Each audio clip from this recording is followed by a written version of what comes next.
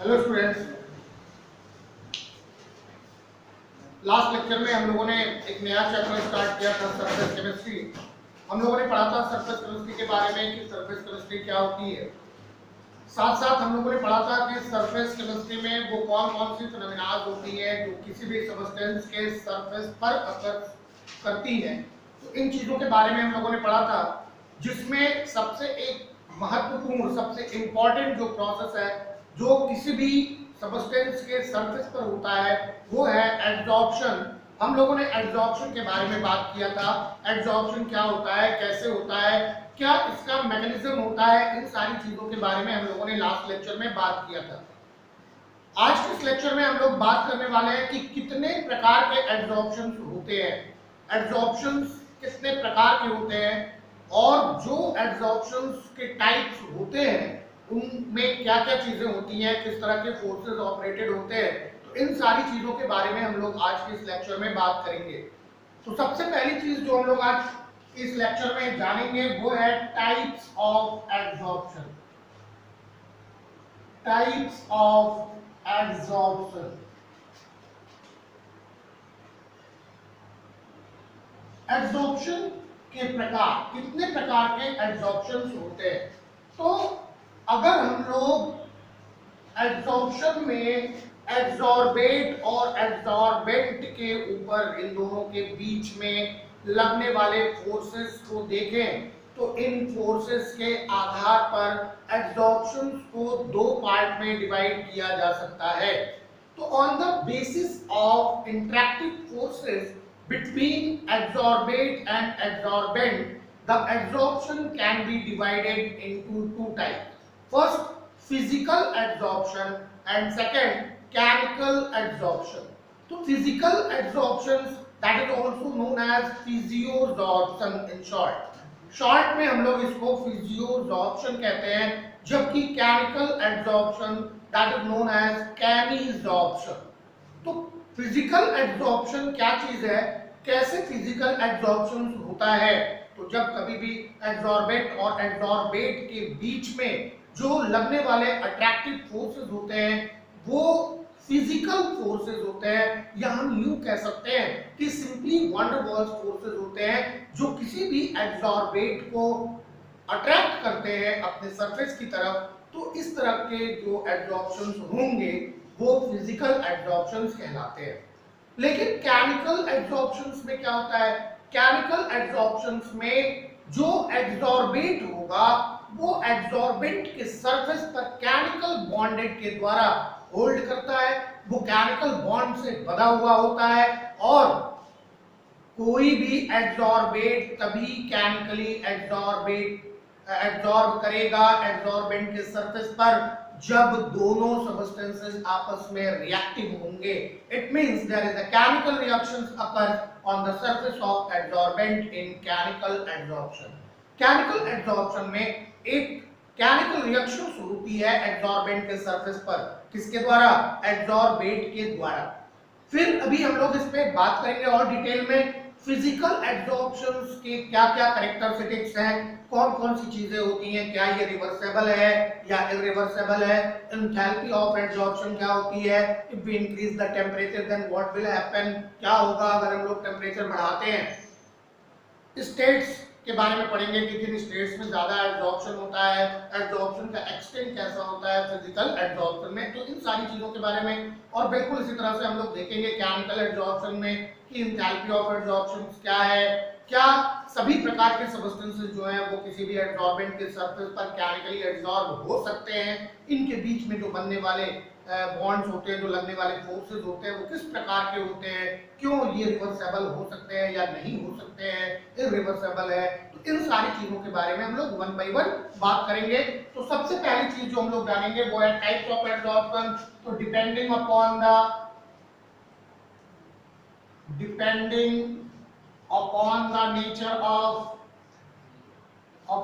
the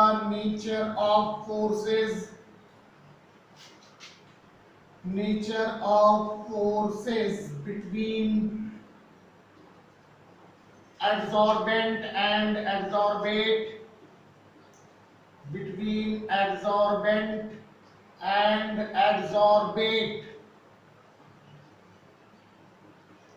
So depending upon the nature of forces between adsorbent and adsorbate, due to which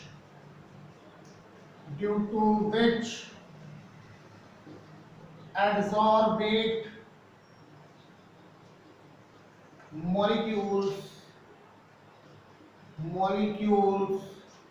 hold on the surface of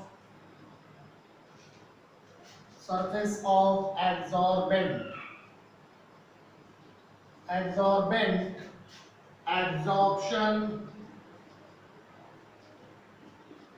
Adsorptions can be divided into two types.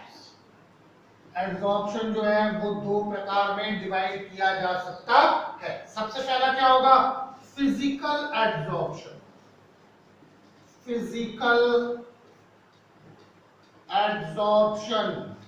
that is also known as physiosorption.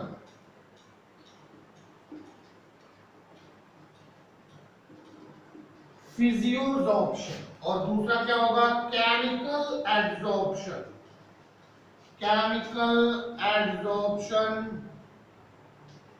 that is also known as chemisorption. तो किस चीज के आधार पर? Depending upon the nature of forces between absorbent and absorbate, due to which absorbent molecule hold on the surface of absorbent, that is known as on this basis the absorption is divided into two types. इसके आधार पर absorption को हम लोग दो प्रकार में divide करते हैं। सबसे पहला होता है फिजिकल एब्जॉर्प्शन और दूसरा होता है क्या? Chemical absorption. तो physical absorption that is also known as physiosorption and chemical absorption that is also known as chemisorption. तो दो प्रकार की ये एब्जॉर्प्शन होते हैं। अब वन बाय वन हम लोग बात करेंगे। सबसे पहले हम लोग बात करेंगे फिजिकल एब्जॉर्प्शन की। फिजिकल एब्जॉर्प्शन क्या होता है और इसके कैरेक्टर्स क्या होते हैं? तो फिजिकल एब्जॉर्प्शन क्या होता है? देखो, जब कभी भी एब्जॉर्बेंट के पार्टिकल्स जो होंगे वो एब्जॉर्बेंट के सरफेस पर किसके द्वारा? फिजिकल फोर्सेस के द्वारा अट्रैक्ट किए जाते हैं या फिजिकल फोर्सेस के द्वारा होल्ड किए जाते हैं, तो इस तरह के एब्जॉर्प्शंस जो होते हैं वो फिजिकल एब्जॉर्प्शंस कहलाते हैं। अब ये जो फिजिकल फोर्सेस होते हैं ये कौन से फोर्सेस होते हैं? तो सभी लोग जानते हैं कि वैन डर वाल्स फोर्सेस हैं, that is known as physical forces, and the surface of absorbent attract the particles of adsorbate by using van der Waals forces, and the particles of adsorbate hold on the surface of adsorbent by van der Waals forces. van der Waals forces के द्वारा ही जो absorbent के surface पर आने वाले absorbent के particles होते हैं वो होल्डेड होते हैं, वो बंधे हुए होते हैं। लेकिन अब सोचने की बात यह है कि फिजिकल एब्जॉर्प्शन में जो van der Waals फोर्सेस अपना रोल प्ले करते हैं, ये van der Waals फोर्सेस बहुत वीक होते हैं और इतने वीक होते हैं कि if we increase the temperature, अगर हम थोड़ा सा भी टेम्परेचर बढ़ा दें तो ऐसी कंडीशन में जो एब्जॉर्बेट होंगे they will be separate out from the surface of the absorbent, क्योंकि ये weak van der Waals forces जो होंगे वो बहुत स्ट्रांगली उन एब्जॉर्बेंट के पार्टिकल्स को होल्ड नहीं कर सकते हैं। तो इसका मतलब ये हो गया कि physical absorption is reversible. Physical absorption जो है वो नेचर में कैसी है? रिवर्सेबल की है। और अगर हम लोग कंडीशंस को थोड़ा सा भी चेंज करेंगे तो ऐसे में एब्जॉर्बेंट के पार्टिकल्स जो होंगे they will be separate out from the surface of absorbent. तो सबसे पहले हम लोग फिजिकल एब्जॉर्प्शन को डिफाइन कर लें। क्या चीज? कि when the particles of adsorbate are hold to the surface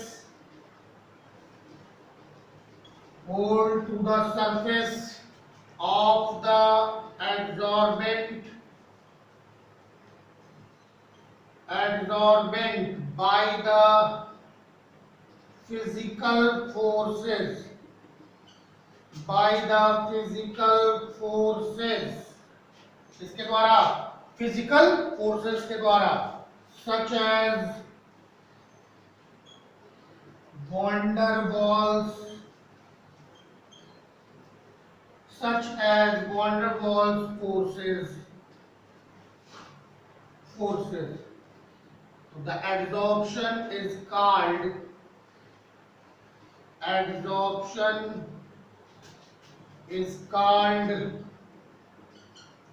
physical adsorption. इस तरह के adsorptions को क्या कहेंगे? फिजिकल adsorptions और physiosorption. इसको फिजिकल एब्जॉर्प्शन या फिजियोसॉर्प्शन कहते हैं। तो जब कभी भी एब्जॉर्बेंट के पार्टिकल्स जो होंगे वो कहां पे आएंगे? एब्जॉर्बेंट के सरफेस पर, और होल्डेड होंगे किसके द्वारा? फिजिकल फोर्सेस के द्वारा, जैसे कि वैन डर वाल्स फोर्सेस। तो इस तरह के एब्जॉर्प्शन को हम लोग क्या कहते हैं? फिजिकल एब्जॉर्प्शन कहते हैं या फिजियोसॉर्प्शन कहते हैं। ध्यान देने वाली बात यह है कि जो ये वैन डर वाल्स फोर्सेस होते हैं यही अट्रैक्टिव फोर्सेस होते हैं, और ये अट्रैक्टिव फोर्सेस जो होंगे वो बहुत वीक होते हैं। Therefore these can be easily overcome, इसलिए इनको आसानी से क्या है? शॉर्ट आउट किया जा सकता है। कैसे? Either by increasing the temperature और बाय डिक्रीजिंग द प्रेशर। दोनों में से कोई भी काम करके हम लोग इन लगने वाले अट्रैक्टिव फोर्सेस को शॉर्ट आउट कर सकते हैं। तो जो एब्जॉर्बेंट के मॉलिक्यूल्स हैं which are present at the surface of absorbent, they can be separate out, इनको सेपरेट किया जा सकता है। तो इस चीज को याद रखेंगे कि attractive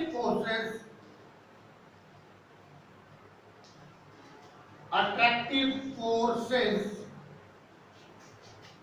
are weak and can be easily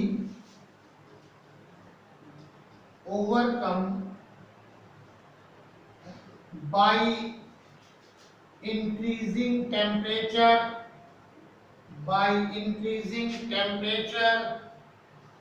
or decreasing pressure।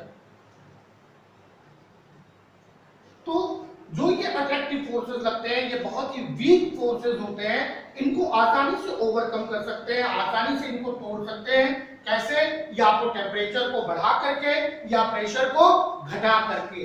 तो मतलब क्या हुआ कि जो फिजिकल एब्जॉर्प्शंस है, इस फिजिकल एब्जॉर्प्शन में एब्जॉर्बेंट और एब्जॉर्बेंट के बीच में लगने वाले जो फोर्सेस हैं वो फिजिकल फोर्सेस हैं, वैन डर वाल्स फोर्सेस जो बहुत ही वीक अट्रैक्टिव फोर्सेस होते हैं। तो अगर हम लोग उस सिस्टम का टेम्परेचर बढ़ाएं या प्रेशर घटाएं तो ऐसे कंडीशन में फिजिकल एब्जॉर्प्शन को रिवर्स किया जा सकता है। मतलब एब्जॉर्बेंट के मॉलिक्यूल्स जो होंगे या पार्टिकल्स जो होंगे वो एब्जॉर्बेंट के सरफेस से अलग किए जा सकते हैं। तो इतनी चीजें क्लियर हो गई।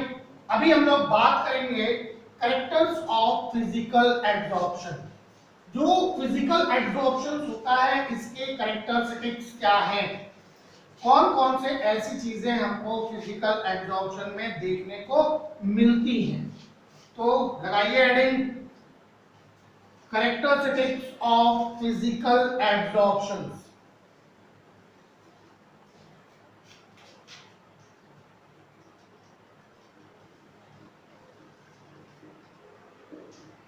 characteristics of physical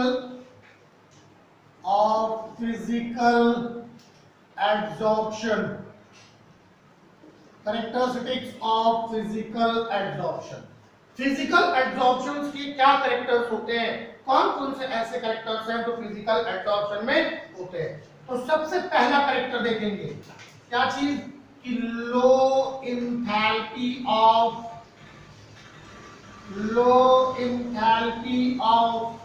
absorption. जो एब्जॉर्प्शन की इंथैल्पी होती है ये बहुत लो होती है। लो एंथैल्पी होने का मतलब क्या हुआ कि वीक अट्रैक्टिव फोर्सेस होने के कारण, वीक अट्रैक्टिव फोर्सेस होने के कारण जो मोलर एंथैल्पी होती है एब्जॉर्प्शन की वो बहुत वीक होती है, ये 20 से 40 किलो जूल पर मोल होती है। ध्यान रहे इस बात का कि फिजिकल एब्जॉर्प्शंस में जो मोलर एंथैल्पी ऑफ एब्जॉर्प्शंस है ये बहुत वीक है। क्यों वीक है?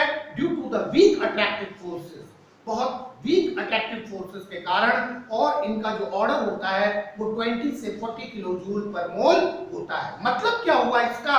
देखो, absorption is an exothermic process. याद रखिएगा इस बात को कि एब्जॉर्प्शन जो होता है वो एक एक्सोथर्मिक प्रोसेस होता है, और एक्सोथर्मिक प्रोसेस होने का मतलब ये हुआ कि when the absorbent absorb at the surface of adsorbent, तो surface of adsorbent releases some amount of energy in the form of heat। तो अगर एक मोल सब्सटेंस जो है वो एब्जॉर्ब हो रहा है बाय फिजियोटॉक्सिन, तो ऐसी कंडीशन में वो 20 से 40 किलो जूल पर मोल के रेट से हीट जनरेट करती है। ध्यान रखना कि एब्जॉर्प्शन के लिए जो डेल एच की वैल्यू होती है दैट इज ऑलवेज नेगेटिव। इस चीज को याद रखिएगा। आगे हम लोग इसको गिब्स फ्री एनर्जी से कोरिलेट करेंगे। गिब्स फ्री एनर्जी से क्या रिलेशन होगा और गिब्स फ्री एनर्जी कितनी होगी प्रॉपर एब्जॉर्प्शन होने के लिए। तो हमेशा याद रखिएगा कि एब्जॉर्प्शन का प्रोसेस जो है वो एक्सोथर्मिक है। केवल आपको कैरियोजॉर्प्शन में कुछ ऐसे प्रोसेसेस मिलेंगे जो एक्सेप्शनल हैं, जो एंडोथर्मिक होते हैं, नहीं तो सभी के सभी प्रोसेसेस जो एब्जॉर्प्शन के होंगे, चाहे वो फिजिकल एब्जॉर्प्शन होगा या फिर केमिकल एब्जॉर्प्शन होगा, तो उसमें जो डेल एच की वैल्यू होती है यानी एंथैल्पी जो होती है वो नेगेटिव होती है, और नेगेटिव होने का मतलब कि ये प्रोसेस एक्सोथर्मिक होता है।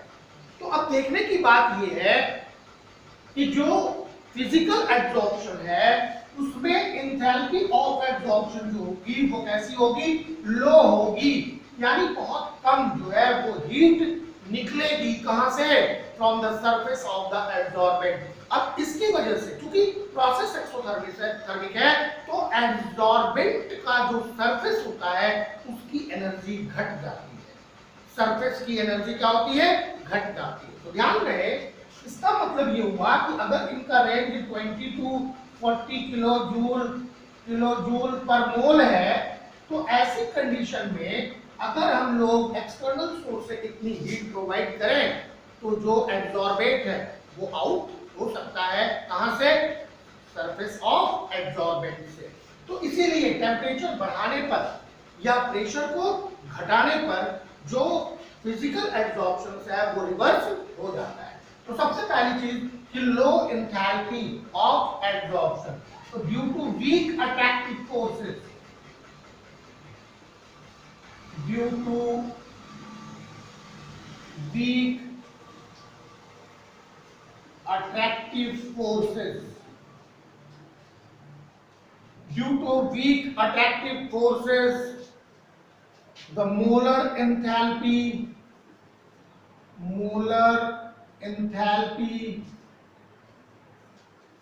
of physical absorption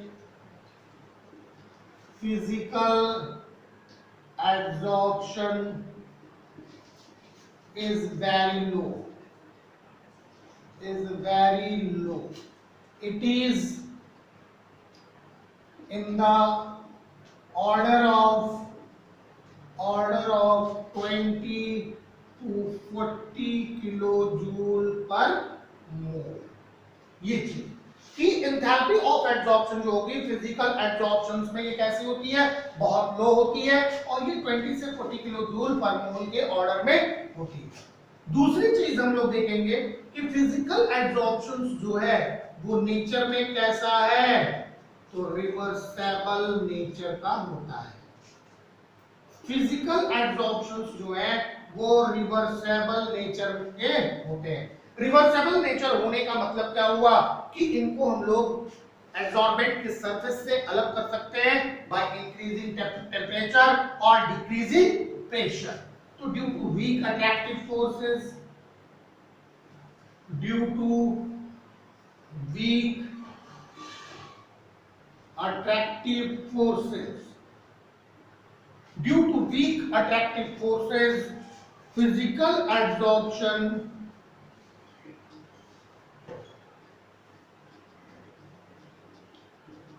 physical absorption is reversible.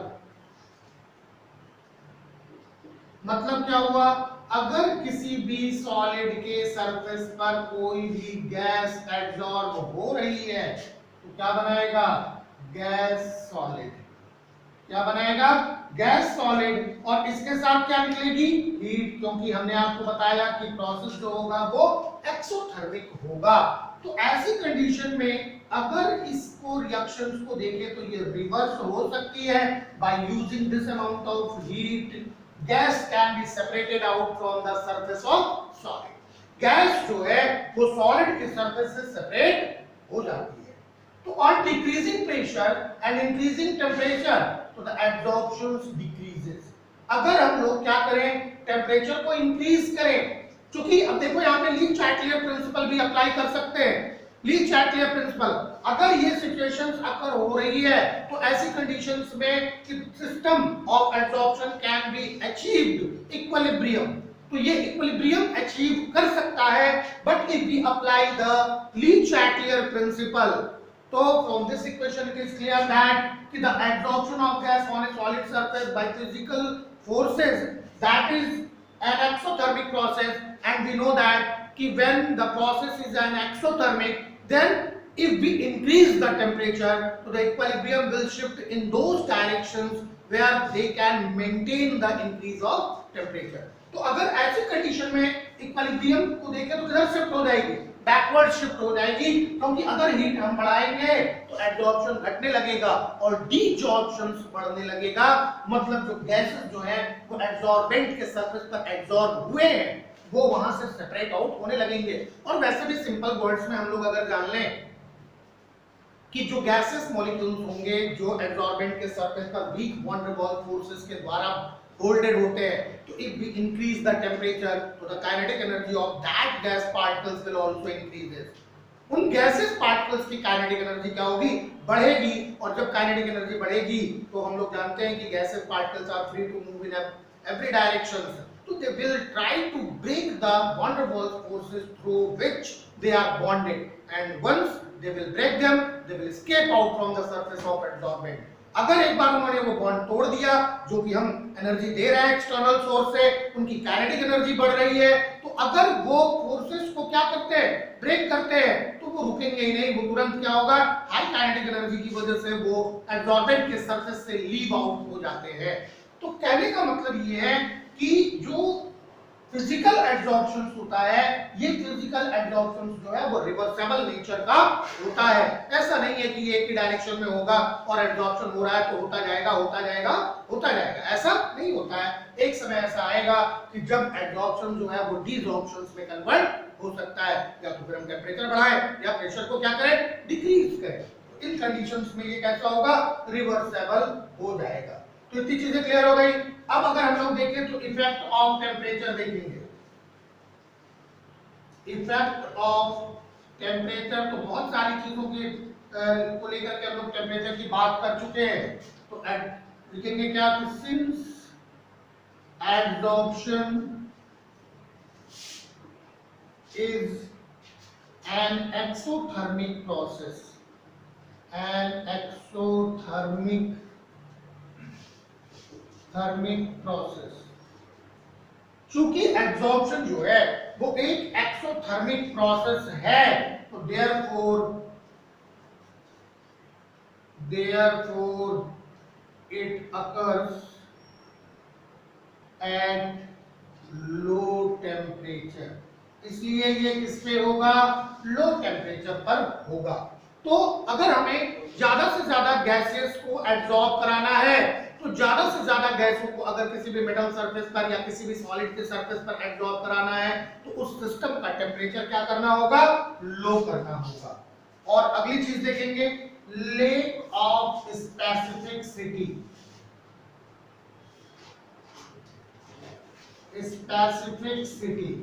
Lake of specificity, इसका क्या मतलब होता है, यहाँ पे स्पेसिफिसिटी का क्या मतलब है, स्पेसिफिसिटी से क्या मतलब होता है? तो आप लोगों को याद होगा, आप लोगों ने पढ़ा था कि catalyst are highly specific in nature. Catalyst जो होते हैं वो नेचर में हाईली स्पेसिफिक होते हैं। इसका मतलब क्या होता है कि for a particular process there is always need a particular type of catalyst. किसी भी पर्टिकुलर प्रोसेस के लिए एक पर्टिकुलर कैटलिस्ट की आवश्यकता होती है। ऐसा नहीं है कि एक ही कैटलिस्ट जो है वो सभी प्रकार के केमिकल रिएक्शंस को कैटलाइज करता हो, ऐसा नहीं होता है। तो बिल्कुल उसी तरह से जो स्पेसिफिसिटी की मतलब होती है वो ये कि कोई विशेष एड्सॉर्बेंट जो होगा वो किसी विशेष एड्सॉर्बेंट पर जाकर एड्सॉर्ब होगा, अगर स्पेसिफिसिटी है तो। लेकिन फिजिकल एड्सॉर्प्शंस में कोई स्पेसिफिसिटी नहीं होती है। कोई भी एड्सॉर्बेट जो है वो किसी भी एड्सॉर्बेंट पर जाकर एड्सॉर्ब हो सकता है, उसकी अपनी कोई चॉइस नहीं होती है कि हम इसी पे एड्सॉर्ब होंगे, ऐसा कुछ नहीं होता है। वो किसी भी सरफेस पर जाके एड्सॉर्ब हो सकता है। बस अगर आपको ये जानना है कि सर अगर सबके साथ हो सकता है, then what is the difference between different kinds of absorbent surfaces, क्या मतलब है? तो केवल क्या होता है, केवल जो है वो एक्सटेंट ऑफ एब्जॉर्प्शन चेंज हो सकता है, एक्सटेंट ऑफ एब्जॉर्प्शन। बिल्कुल उसी तरह से जैसे कोई चीज आपको पसंद है खाने में तो वो ज्यादा खा लेते हैं, लेकिन कोई चीज नहीं पसंद है तो भी उसको थोड़ा सा खाते ही है। आपकी कोई विशिष्टता नहीं है कि हम पर्टिकुलर यही भोजन करेंगे, ऐसा नहीं है। आप कुछ भी खा सकते हैं, बस जो एक्सटेंट होगा वो थोड़ा कम या ज्यादा हो सकता है। तो बिल्कुल इसी तरह से एड्सॉर्प्शन जो होगा वो सभी प्रकार के एड्सॉर्बेंट पर होगा। लेकिन अब यहाँ पे थोड़ी सी बात ये हो जाती है कि कुछ ज्यादा मात्रा में एड्सॉर्ब होंगे और कुछ कम मात्रा में एड्सॉर्ब होंगे, बस इतना हो सकता है और कोई चीज नहीं होती है। तो लेक ऑफ स्पेसिफिसिटी होती है, कोई भी विशिष्टता नहीं होती है किसी पर्टिकुलर मटेरियल के लिए कि ये चीज केवल इस पे एब्जॉर्ब हो सकती है, तो ऐसा कुछ नहीं होता है। तो इतनी चीजें क्लियर हो गई होंगी। तो जो लेक ऑफ स्पेसिफिसिटी है तो इसमें हम लोग क्या लिखेंगे कि not specific in nature, not specific in nature. Nature में ये स्पेसिफिक नहीं होते हैं, तो therefore all the gases, therefore all the gases absorb on all solids, absorb on all solids। इसलिए सभी प्रकार की जो गैसें होती हैं वो सभी प्रकार के सॉलिड्स पर क्या होती है, एब्जॉर्ब होती है टू द सेम एक्सटेंट। अभी हम लोग बात करेंगे कि एक्सटेंट, अभी यहाँ पे हम लोग बात कर रहे हैं सेम एक्सटेंट में, लेकिन आगे हम लोग बात करेंगे कि इनके जो एब्जॉर्प्शन की एक्सटेंट होती है वो डिफरेंट हो सकती है। ऐसा क्यों होता है? क्योंकि किसी भी दिए गए सरफेस पर कोई भी एब्जॉर्बेंट का जो सरफेस होता है वो अपना कोई अलग से प्रेफरेंस शो नहीं करता है किसी पर्टिकुलर गैस के लिए, क्योंकि जो है वो एब्जॉर्बेंट के सरफेस पर लगने वाले जो वॉन डेर वाल्स फोर्सेस होते हैं ये यूनिवर्सल होते हैं। तो universal van der Waals forces की वजह से इनका कोई अपना स्पेसिफिक नेचर नहीं होता है। तो ये सारी चीजें थी किसके लिए, फिजिकल एब्जॉर्प्शंस के कैरेक्टर्स के लिए। अब हम लोग बात करेंगे केमिकल एब्जॉर्प्शंस। केमिकल एब्जॉर्प्शन, केमिकल एब्जॉर्प्शंस क्या है और केमिकल एब्जॉर्प्शंस के लिए जो है कौन कौन से कैरेक्टरिस्टिक्स होते हैं, क्या क्या प्रोसेसेस केमिकल एब्जॉर्प्शंस में इन्वॉल्व होते हैं, इन सारी चीजों के बारे में हम लोग अब स्टार्ट करेंगे। तो केमिकल एब्जॉर्प्शंस क्या चीज है, केमिकल एब्जॉर्प्शंस किसे कहते हैं, क्या चीज होता है केमिकल एब्जॉर्प्शन? तो देखो, when the molecules of the adsorbate are held to the surface of the adsorbent by the chemical forces or chemical bonds. तो the adsorption is known as chemical adsorption. यही चीज हम लोग लिख लेंगे कि when the molecules of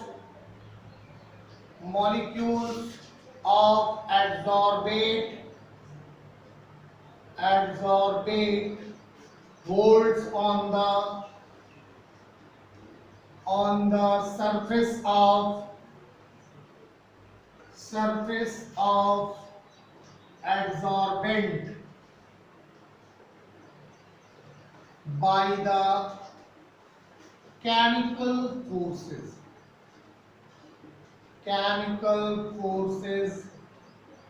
or chemical bonds. The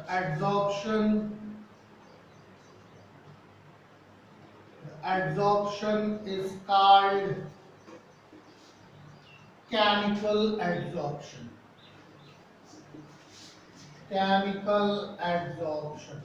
जो adsorption होगा उसको क्या कहेंगे? केमिकल एड्सॉर्प्शंस कहते हैं। इस तरह के एड्सॉर्प्शन को केमिकल एड्सॉर्प्शन या इसी को केमिसॉर्प्शन कहते हैं। केमिसॉर्प्शन। तो केमिकल एड्सॉर्प्शंस क्या होते हैं? वह एड्सॉर्प्शन जिसमें जो एड्सॉर्बेट का मॉलिक्यूल होगा और एड्सॉर्बेंट का मॉलिक्यूल, इन दोनों के बीच में जो है वो केमिकल बॉन्ड्स बनते हैं। यानी ये दोनों जो होंगे वो आपस में रिएक्टिव नेचर के होते हैं। ये आपस में एक दूसरे से रिएक्ट कर लेते हैं और नए केमिकल बॉन्ड्स बना लेते हैं। और इन्हीं नए केमिकल बॉन्ड्स को हम लोग क्या कहते हैं? केमिकल फोर्सेस कहते हैं। तो जिनके बीच में ऐसा होता है, इस तरह का जो एड्सॉर्प्शन होगा वो केमिकल एड्सॉर्प्शन कहलाता है। ध्यान रहे इस बात का कि केमिकल रिएक्शंस जो होती हैं वो एड्सॉर्ब्ड मॉलिक्यूल और एड्सॉर्बेंट के बीच में होती है और ये प्रोसेस भी सरफेस पर ही होता है और ये प्रोसेस जो होगा वो नेचर में इरिवर्सिबल होता है। तो ध्यान रहे कि in this case the chemical reactions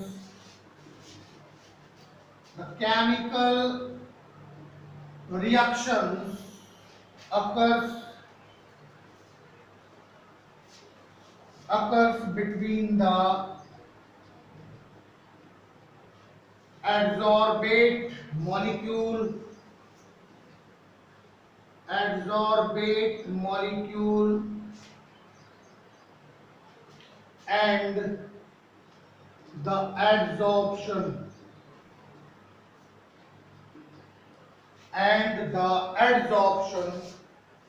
adsorbate molecule and the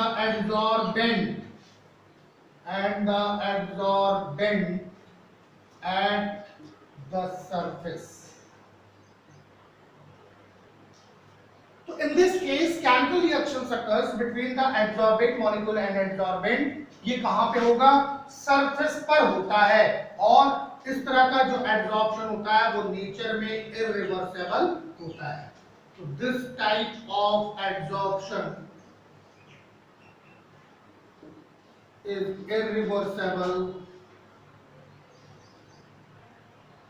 irreversible in nature. इस तरह का जो एड्सॉर्प्शन होगा वो नेचर में कैसा होता है? इरिवर्सिबल होता है। तो केमिकल रिएक्शंस जैसे होती हैं, कैसे होती है केमिकल रिएक्शंस? आप लोगों ने लास्ट क्लास में पढ़ा होगा, पिछले क्लास में आपने पढ़ा होगा और अभी आप लोगों ने यहाँ भी केमिकल काइनेटिक्स में पढ़ा होगा कि किसी भी केमिकल रिएक्शंस को प्रोसीड कराने के लिए एक एनर्जी की रिक्वायरमेंट होती है जिनको एक्टिवेशन एनर्जी कहते हैं। तो activation energy is required to proceed a chemical reaction. यानी किसी भी केमिकल रिएक्शंस को स्टार्ट होने के लिए जिस एनर्जी की रिक्वायरमेंट होती है उसी को हम क्या कहते हैं? Activation energy. तो इस केमिकल एड्सॉर्प्शन के प्रोसेस में चूंकि केमिकल रिएक्शंस हो रही हैं इसलिए यहां भी एक्टिवेशन एनर्जी की रिक्वायरमेंट होती है। तो like chemical reaction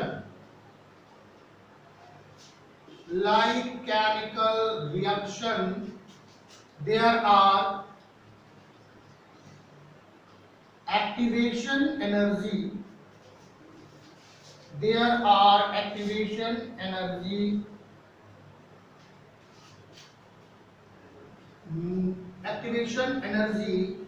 needed for Cannios options के लिए एक्टिवेशन एनर्जी की आवश्यकता होती है, जैसे कि किसी भी केमिकल रिएक्शंस में क्या होती है, एक्टिवेशन एनर्जी की आवश्यकता होती है। तो अब हम लोग बात करें कि कैरेक्टर्स क्या हैं कैनियोज ऑप्शंस के, कौन कौन से कैरेक्टर्स हैं। तो जितने बिंदुओं के अंतर्गत हम लोगों ने फिजिकल एडजॉर्प्शंस के कैरेक्टर्स देखे थे, उतने ही बिंदुओं के अंदर इसके भी कैरेक्टरिस्टिक्स देखेंगे। तो फटाफट स्टार्ट करिए, डालिए heading characteristics of chemisorptions, characteristics of chemical adsorptions या कैनियोज ऑप्शन।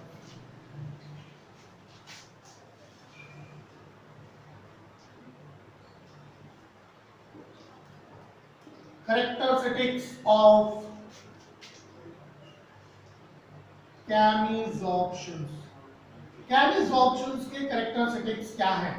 तो सबसे पहले हम लोग किस बात को लेके चले, एंथैल्पी को। तो एंथैल्पी इनकी कैसे होती है, enthalpy of adsorption is high. तो there is high, या इसी को आप लिख सकते हो लार्ज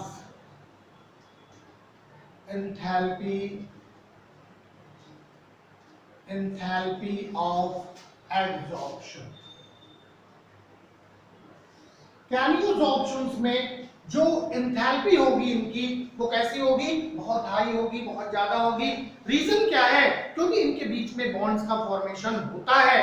तो breaking of old bond and formation of new bonds occurs at the surface of adsorbent. तो ऐसी कंडीशन में जो एडजॉर्बेंट का सरफेस होगा उसको क्या करना होगा, ज्यादा से ज्यादा अमाउंट में एनर्जी को रिलीज करना होगा, और इसीलिए जो इनकी एंथैल्पी ऑफ एडजॉर्प्शन होती है वो कैसी होती है, बहुत ज्यादा। तो अब ऐसा होता क्यों है, क्योंकि जो अट्रैक्टिव फोर्सेस लगेंगे किसके बीच में, एडजॉर्बेट और एडजॉर्बेंट के बीच में, ये स्ट्रॉन्ग केमिकल बॉन्ड्स होते हैं, और इसीलिए इनकी मोलर हीट भी जो होती है वो बहुत ज्यादा होती है। ध्यान रहे इस बात का कि the attractive forces between adsorbate and adsorbent is chemical bond, so therefore enthalpy of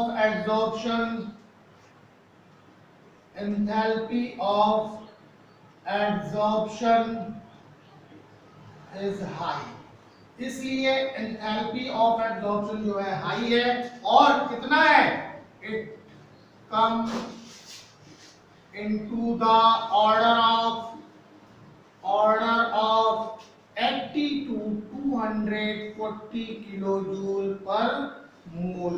यानी एक मोल सब्सटेंसेस को केमिकली एडजॉर्बेंट के सरफेस पर एडजॉर्ब होने के लिए 80 से 240 किलो जूल एनर्जी जो है वो निकालनी पड़ती है, किसको, सरफेस ऑफ एडजॉर्बेंट को। तो इसकी मोलर एंथैल्पी जो होती है वो बहुत ज्यादा होती है। अब दूसरी चीज देखें कि ये प्रोसेसेस जो हैं वो इररिवर्सिबल होते हैं, इररिवर्सिबल नेचर के होते हैं। नेचर में कैसे होंगे, इररिवर्सिबल। एक बार जो प्रोसेस हो गया वो प्रोसेस फिर रिवर्स नहीं होगा। Cannies-Option is irreversible in nature। Cannies-Option जो है वो नेचर में इररिवर्सिबल होता है। क्यों, because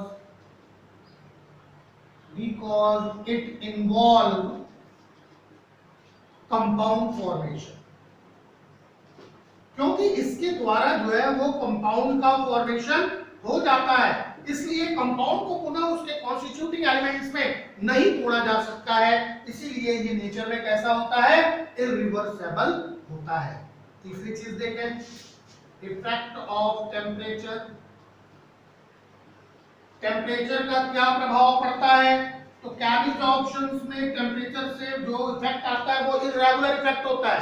पहले हम लोग टेम्परेचर इंक्रीज करेंगे तो एब्जॉर्प्शन बढ़ेगा, लेकिन और इंक्रीज करेंगे तो एब्जॉर्प्शन क्या होता है? घटने लगता है। तो केमिकल ऑप्शंस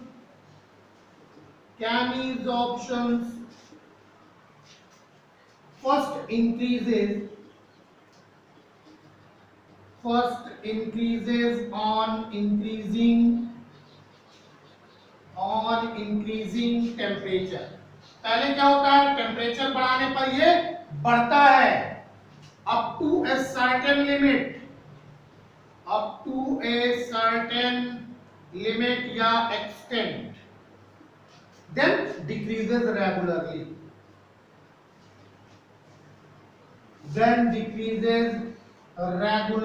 और फिर ये धीरे धीरे क्या होगा? लगातार घटता चला जाएगा अगर हम टेम्परेचर इंक्रीज करते हैं। तो ध्यान रखना कि a gas absorb at low temperature, एक गैस जो होती है वो लो टेम्परेचर पर एब्जॉर्ब होती है। किसके द्वारा? बाय फिजिकल एब्जॉर्प्शंस के द्वारा। फिजिकल एब्जॉर्प्शंस में क्या होता है कि कोई भी गैस जो होती है वो लो टेम्परेचर पर एब्जॉर्ब होती है, but if temperature is increased, अगर टेम्परेचर को बढ़ा दें तो इट में चेंज इनटू केमिसॉर्प्शन। तो ऐसे में ये केमिसॉर्प्शंस में कन्वर्ट हो सकता है। जैसे अगर एक एग्जांपल ले लें कि हाइड्रोजन गैस जो होती है वो निकल के सरफेस पर एब्जॉर्ब होती है। हम लोगों ने देखा है कि जो हम लोग हाइड्रोजनेशन कराते हैं वेजिटेबल ऑयल का, और जिससे क्या बनता है? वेजिटेबल घी बनता है। हम लोगों ने देखा हाइड्रोजनेशन कराते हैं, लेकिन जितनी भी जगह पे हम लोगों ने देखा कि जहां पे हम लोग हाइड्रोजनेशन कराते हैं वहां प्लैटिनम या पैलेडियम का सरफेस जरूर लेते हैं एज ए कैटलिस्ट। तो प्लैटिनम जो होता है वो एक्चुअल में करता क्या है कि प्लैटिनम जो है वो that provides a large surface area for the absorption of hydrogen, कि हाइड्रोजन गैस जो होती है उस प्लैटिनम के सरफेस पर जाके क्या हो जाती है? एब्जॉर्ब हो जाती है। तो हाइड्रोजन गैस पहले क्या करेगी? प्लैटिनम के सरफेस पर एब्जॉर्ब हो जाएगी। किसके द्वारा? By using van der Waals forces exerted by the platinum surface. Platinum का सरफेस जो है वो वैन डर वाल्स फोर्स लगाएगा, और उसी वैन डर वाल्स फोर्सेस के द्वारा जो हाइड्रोजन गैस के मॉलिक्यूल होंगे वो अट्रैक्ट होते हैं। तो हाइड्रोजन गैस के मॉलिक्यूल्स जो होंगे वो जब अट्रैक्ट होंगे, और अगर हम लोग उसका टेम्परेचर कांस्टेंटली बढ़ाते गए तो अभी हाइड्रोजन की जो बॉन्ड डिसएसोसिएशन एंथैल्पी है अगर उतना आ जाता है कि मॉलिक्यूलर हाइड्रोजन जो है वो एटॉमिक हाइड्रोजन में टूट जाता है, और जब एटॉमिक हाइड्रोजन में टूट जाएगा तो ये क्वाइट रिएक्टिव हो जाएगा, और अब ये निकल के सरफेस के साथ एक फिक्स बॉन्ड बना लेता है। निकल के सरफेस के साथ क्या कर लेता है? फिक्स बॉन्ड बना लेता है। और जैसे ही फिक्स बॉन्ड का फॉर्मेशन हुआ तो वो एब्जॉर्प्शन क्या हो गया? वो एब्जॉर्प्शन केमिसॉर्प्शन हो गया। कैसे होता है ये देखते हैं कि कैसे निकल के सरफेस पर हाइड्रोजन के मॉलिक्यूल्स जो होते हैं वो आके एब्जॉर्ब होते हैं, और फिर फर्दर यही निकल जो होता है जैसे ही हाइड्रोजन के मॉलिक्यूल्स जो हैं वो एटम्स में कन्वर्ट होते हैं तो निकल उनके साथ रिएक्ट करके एक फिक्स बॉन्ड बना लेता है। कैसे होता है? देखो, अगर मान लो कि हमने लिया निकल, ये है निकल, और इस तरह से ऐसे यहाँ भी लगा हुआ है निकल और यहाँ भी है निकल, और इस पे हाइड्रोजन का मॉलिक्यूल जो है वो रिएक्ट करता है। तो हाइड्रोजन का मॉलिक्यूल तो ऐसे ही होगा, ये इस तरह से इस पे आके एब्जॉर्ब होगा। अब अगर ये एब्जॉर्ब होता है तो ध्यान से देखो कि यहाँ पे निकल से तो बॉन्डेड है, इस तरह से ये निकल बॉन्डेड है, ऐसे ये बॉन्डेड है। अभी यहाँ पे एक टेम्पोररी बॉन्ड का फॉर्मेशन होता है इस तरह से, जिसपे ये हाइड्रोजन और ये हाइड्रोजन, ये फिजियोस ऑप्शंस है। ध्यान रखना इसमें कि हाइड्रोजन के बीच के बॉन्ड ब्रेक नहीं करते हैं, लेकिन अगर मान लो कि हमने टेम्परेचर क्या किया? इंक्रीज किया तो ऐसे में कुछ और नहीं होना है, जो हाइड्रोजन के मॉलिक्यूल्स में हाइड्रोजन के एटम्स के बीच में जो बॉन्ड लगे हुए हैं ये बॉन्ड ब्रेक हो जाते हैं, ये बॉन्ड ब्रेक हो जाएंगे। अब ये हाइड्रोजन एटॉमिक फॉर्म में, ये भी हाइड्रोजन क्या हो जाएगा, एटॉमिक फॉर्म में। ये कैमीज ऑप्शन है, ये कैमीज ऑप्शन है। तो कहने का मतलब ये है कि टेम्परेचर को चेंज करके हम किसी भी फिजिकल एब्जॉर्प्शन, खास तौर पे when gases are absorbed at the surface of solid, they can change it into chemisorption by changing the temperature. अब यहां पे देखो ये फिजियोज ऑप्शन है, फिजियोज ऑप्शन है, जबकि यहाँ पे जैसे ही टेम्परेचर इंक्रीज किया गया हाइड्रोजन के बीच के जो एटम्स के बीच के हाइड्रोजन मॉलिक्यूल्स में जो बॉन्ड्स थे ये बॉन्ड्स ब्रेक हो गए और निकिल और हाइड्रोजन ने अपने बॉन्ड्स को क्या किया, स्ट्रॉन्ग कर लिया, इन्होंने हाइड्राइड्स बना लिया। अब ये हाइड्राइड्स बन गए और ये एक कंपाउंड का फॉर्मेशन हो गया, तो इसे हम क्या कहते हैं, कैमीज ऑप्शन। तो ये कैमीज ऑप्शन होता है। तो बेटा ले अब दूसरी चीज जो हम लोगों ने देखना है वो क्या देखना है, हम लोगों ने फिजियोज ऑप्शंस में देखा था कि फिजियोज ऑप्शंस जो है वो सेलेक्टिव नेचर का नहीं होता है, यानी हाईली स्पेसिफिक नहीं होता है, लेकिन कैमियोज ऑप्शंस जो है वो हाई सेलेक्टिव नेचर का होता है। तो अगली प्रॉपर्टी यही है, हाई सेलेक्टिविटी। सेलेक्टिविटी सबसे ज्यादा इसके अंदर सेलेक्टिविटी होती है। सेलेक्टिविटी मतलब कैमियोज ऑप्शंस जो है ये केवल केमिकल बॉन्ड फॉर्मेशन में इन्वॉल्व होता है, तो उसी एड्सॉर्बेंट के सरफेस पर जाएगा, एड्सॉर्ब होगा, जिस एड्सॉर्बेंट से वो केमिकली रिएक्ट करके बॉन्ड का फॉर्मेशन करेगा। अगर एड्सॉर्बेंट और एड्सॉर्बेंट दोनों जो है वो नॉन रिएक्टिंग है, वो आपस में रिएक्ट नहीं कर सकते हैं, तो ऐसी कंडीशन में कभी भी एड्सॉर्प्शन संभव नहीं है। तो कैमियोज ऑप्शन जो होता है वो हाईली सिलेक्टिव नेचर का होता है, वो चॉइस करता है कि हमें किसके सरफेस पर एड्सॉर्ब होना है और केवल उसी के साथ एड्सॉर्ब होगा जिसके साथ वो केमिकली रिएक्ट कर सके और केमिकल बॉन्ड का फॉर्मेशन कर सके। तो सिंपली इसी को हम लोग लिखेंगे कि कैमियोज ऑप्शंस involve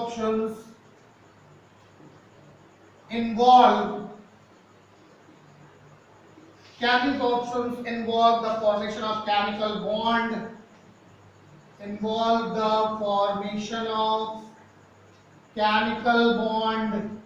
किनके किनके बीच में बनेगा, केमिकल बॉन्ड बिटवीन किसके किसके बीच में, adsorbate and adsorbent. Cameos options जो होता है इसमें एड्सॉर्बेट और एड्सॉर्बेंट के बीच में क्या होता है, केमिकल बॉन्ड्स बनते हैं। क्या बनते हैं, केमिकल बॉन्ड्स बनते हैं। इतनी चीजें क्लियर हो गई, इसीलिए ये हाई सेलेक्टिव नेचर का होता है। तो therefore cameos option is of high selective, ये हाई सेलेक्टिव होगा, यानी केवल विशेष प्रकार के सब्सटेंसेस पे केवल विशेष प्रकार के सब्सटेंस जो होंगे वो एड्सॉर्ब होंगे। ध्यान रखना कि केमिकल एड्सॉर्प्शन जो होता है वो एड्सॉर्बेंट और एड्सॉर्बेंट की केमिकल प्रॉपर्टी पर डिपेंड करता है। तो जो केमिकल एड्सॉर्प्शन होगा वो केमिकल प्रॉपर्टी पे डिपेंड करेगा। जैसे मान लो कि किसी भी एड्सॉर्प्शन के प्रोसेस में हम लोग देख रहे हैं कि गैसेस जो हैं वो एड्सॉर्बेट है, तो अगर गैस जो है वो एड्सॉर्बेट है तो वो एड्सॉर्बेंट जिस भी एड्सॉर्बेंट पे जाएगी उसके नेचर पर डिपेंड करेगी कि वो एड्सॉर्बेंट जो है वो सूट कर रहा है या नहीं, वो उसके साथ केमिकली रिएक्ट कर सकता है या नहीं। तो इसी चीज को हम लोग देखें, जैसे जितने भी ट्रांजिशन मेटल्स हैं अगर उनके ऊपर हाइड्रोजन जाती है तो ट्रांजिशन मेटल्स हाइड्रोजन के साथ कंबाइन होकर के हाइड्राइड्स बनाते हैं। हाइड्राइड्स बनाने का उनका क्या है, नेचर है। यह जितने भी ऐसे मेटल्स हैं जिन पे ऑक्सीजन जाती है, तो all those metals which has a tendency to form their oxide in presence of oxygen, then oxygen will get absorbed at the surface of those metals. तो ऑक्सीजन जो होगी उन मेटल्स के सरफेस पर जाकर के क्या हो जाएगी, एब्जॉर्ब हो जाएगी। तो केमियोसॉर्प्शंस में ये नेसेसरी होता है, ये जानना जरूरी होता है कि कौन सी गैस या कौन सा सब्सटेंस जो है वो कहां पे एब्जॉर्ब होगा और कहां पर नहीं। तो ऑक्सीजन उन सभी मेटल्स के साथ जाके एब्जॉर्ब होगी जिनके अंदर क्या है, ऑक्सीजन से रिएक्ट करके ऑक्साइड्स बनाने का नेचर पाया जाता है। और जितने भी ऐसे मेटल्स हैं जो हाइड्रोजन से रिएक्ट करके हाइड्राइड बनाने का नेचर रखते हैं, उन सब के साथ हाइड्रोजन एब्जॉर्ब होगी। तो ट्रांजिशन मेटल्स ऐसे हैं, अगर हम लोग देखें तो जितने भी प्रकार के ट्रांजिशन मेटल्स हैं उन सब के अंदर हाइड्राइड बनाने की कैपेबिलिटी होती है। तो hydrogen gas get absorb at the surface of every transition metal. हम लोग जब नेक्स्ट चैप्टर्स में जब पढ़ेंगे डी ब्लॉक एलिमेंट्स, तो उसमें ट्रांजिशन मेटल्स के बारे में पढ़ेंगे और देखेंगे कि वो कैसे हाइड्राइड्स बनाते हैं। बहुत ज्यादा एक्सटेंट होता है हाइड्राइड्स बनाने का, इसीलिए हाइड्रोजन गैस जो है वो बड़ी अच्छी तरह से एब्जॉर्ब होती है eight the surface of transition metals. तो इतनी चीजें क्लियर हो गई। अब हम लोग देखेंगे स्टेट ऑफ एब्जॉर्ब, स्टेट जो होगा एब्जॉर्ब स्टेट क्या होगा। State of adsorbate and adsorbent। Absorbent और एब्जॉर्बेट इन दोनों के स्टेट से क्या प्रभाव पड़ता है केमियोसॉर्प्शंस में। तो ध्यान रखना कि चूंकि केमियोसॉर्प्शंस जो है वो केमिकल रिएक्शंस के द्वारा होता है और इस में जो एब्जॉर्बेंट होता है उसके सरफेस पर केमिकल रिएक्शंस होती हैं, तो इसलिए जो एब्जॉर्ब मॉलिक्यूल का स्टेट होगा वो डिफरेंट हो सकता है, इसमें कोई मतलब नहीं होता है। समझ आ रही बात ना, यानी सरफेस पर कुछ और हो और बल्क में कुछ और हो। बात समझ आ रही है ना, कोई जरूरी नहीं है। फिजिकल एब्जॉर्प्शन में ऐसा नहीं होता है। फिजिकल एब्जॉर्प्शन में सरफेस और बल्क दोनों का स्टेट कैसा होगा, सेम होगा। लेकिन केमिकल एब्जॉर्प्शन में सरफेस पर कुछ और स्टेट हो सकता है और बल्क में कुछ और स्टेट हो सकता है। तो इस चीज को लिख लेंगे कि since chemical absorption, since chemical adsorption takes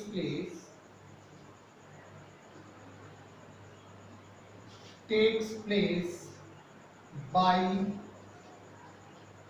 chemical reactions, किसके द्वारा ये होता है, chemical reactions के द्वारा।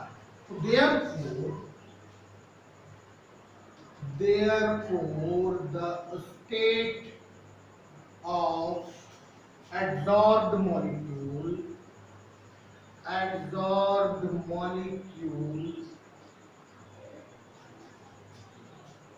may be different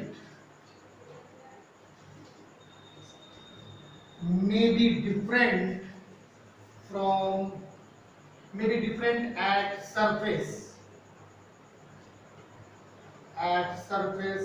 from the bulk। इतनी चीजें क्लियर हो गई। तो ये था कैरेक्टरिस्टिक्स ऑफ केमिकल एब्जॉर्प्शन। ये केमिकल एब्जॉर्प्शन का जो है वो कैरेक्टरिस्टिक्स है।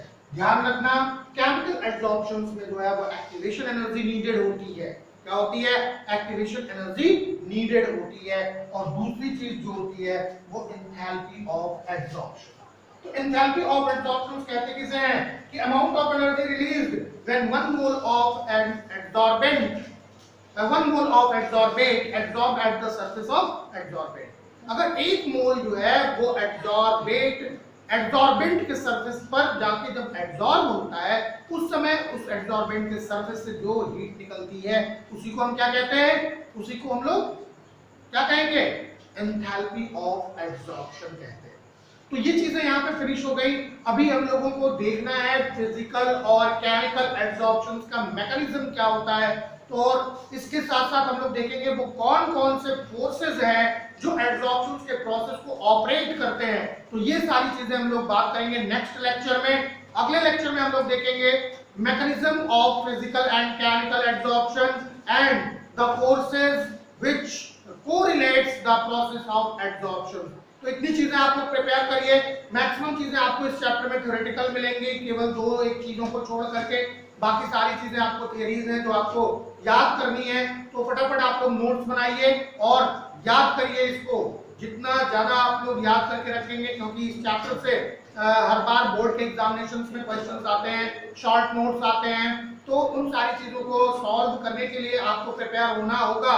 तो इसलिए आप लोग फटाफट अपनी कॉपी पेन को तैयार करिए और नोट करिए, और इसके साथ उस चीज को आप लोग लर्न भी करिए ताकि आप बोर्ड में आने वाले क्वेश्चंस के सवालों को लिख सके। तो फिर मिलते हैं हम लोग नेक्स्ट लेक्चर में with the mechanism of physical and chemical absorption.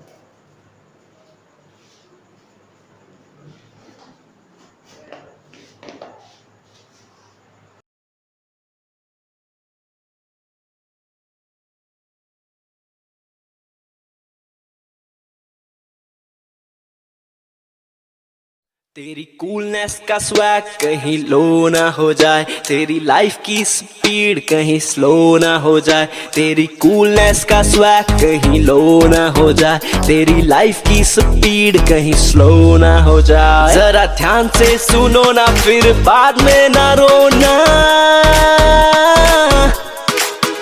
थोड़ी केयर तो करो ना, हाथ अच्छे से धोना, लेट्स रोको कोरोना, थोड़ी केयर तो करो ना, थोड़ी केयर